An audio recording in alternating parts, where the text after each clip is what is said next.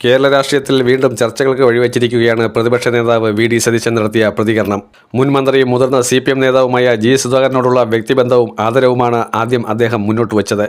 രാഷ്ട്രീയപരമായി അഭിപ്രായ വ്യത്യാസങ്ങൾ ഉണ്ടായിരുന്നുവെങ്കിലും വ്യക്തിപരമായ നിലയിൽ അദ്ദേഹത്തെ എപ്പോഴും ബഹുമാനത്തോടെ തന്നെയാണ് സമീപിച്ചതെന്ന് സതീശൻ വ്യക്തമാക്കി. ജി സുധാകരൻ CPM-ൽ തുടരാൻ ആഗ്രഹിക്കുന്നില്ലെന്ന സൂചന നൽകിയ സാഹചര്യത്തിലാണ് വി.ഡി. സതീശന്റെ പ്രതികരണം ശ്രദ്ധേയമാകുന്നത്. സുധാകരൻ സ്വീകരിച്ച തീരുമാനം വ്യക്തിപരമാണെന്നും അതിനെ അതേ രീതിയിൽ കാണേണ്ടതുണ്ടെന്നും അദ്ദേഹം പറഞ്ഞു. പുതുയുഗ യാത്രയുടെ ഭാഗമായി സംസ്ഥാനത്ത് വിവിധ ജില്ലകളിലൂടെ സഞ്ചരിക്കുമ്പോൾ CPM-ൽ നിന്നുള്ള നിരവധി പ്രവർത്തകർ കോൺഗ്രസിലേക്കും UDF-ലെ മറ്റ് ഘടകകക്ഷികളിലേക്കും ചേർന്നു വരുന്നുണ്ടെന്ന് വി.ഡി. സതീശൻ അവകാശപ്പെട്ടു.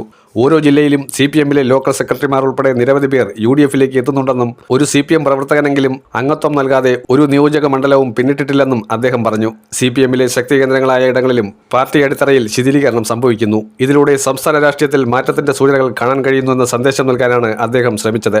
UDF ഒറ്റക്കെട്ടായി പ്രവർത്തിക്കുമ്പോൾ LDF ശിഥിലമാകുകയാണെന്നും അദ്ദേഹം പറഞ്ഞു.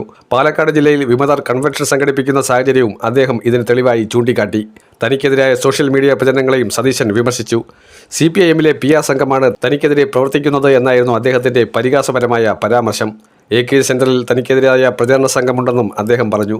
കുടുംബാധിപത്യത്തെക്കുറിച്ചുള്ള CPIM-ന്റെ വിമർശനങ്ങൾക്കും സതീശൻ മറുപടി നൽകി. CPIM-ന് കുടുംബാധിപത്യം അനുവദനീയമാകുമ്പോൾ കോൺഗ്രസിന് അത് പാടില്ലെന്ന നിലപാടാണ് അവർ സ്വീകരിച്ചിരിക്കുന്നതെന്ന് അദ്ദേഹം വിമർശിച്ചു. CPM-നകത്തും നിരവധി ബന്ധുക്കൾ രാഷ്ട്രീയത്തിൽ സജീവമാണെന്നും സതീശൻ ചൂണ്ടിക്കാട്ടി. അതിനാൽ ബന്ധുക്കൾ രാഷ്ട്രീയത്തിൽ വരുന്നത് സ്വാഭാവികമാണെന്നും അതിനെ നിരുത്സാഹപ്പെടുത്തേണ്ട കാര്യമില്ലെന്നും അദ്ദേഹം പറഞ്ഞു. ഈ വിഷയത്തിൽ CPIM-ന്റെ ഇരട്ടത്താപ്പാണ് വെളിവാകുന്നതെന്നും അദ്ദേഹം ആരോപിച്ചു. തെരഞ്ഞെടുപ്പ് ഏത് സമയത്ത് പ്രഖ്യാപിച്ചാലും UDF സ്ഥാനാർത്ഥികളെ ഉടൻ പ്രഖ്യാപിക്കുമെന്നും അദ്ദേഹം പറഞ്ഞു.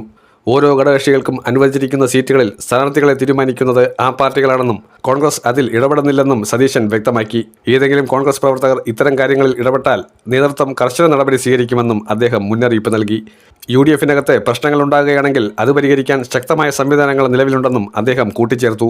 ഇതോടെ സതീശന്റെ പ്രതികരണം ശ്രദ്ധേയമായി. ജി സുധാകരനെ പോലെയുള്ള മുതിർന്ന നേതാവിന്റെ കോൺഗ്രസ് പ്രവേശനം തെരഞ്ഞെടുപ്പ് അടുത്തിരിക്കുന്ന സാഹചര്യത്തിൽ കൂടുതൽ ചർച്ചകൾക്ക് വഴിയൊരുക്കുമെന്നത് ഉറപ്പാണ്.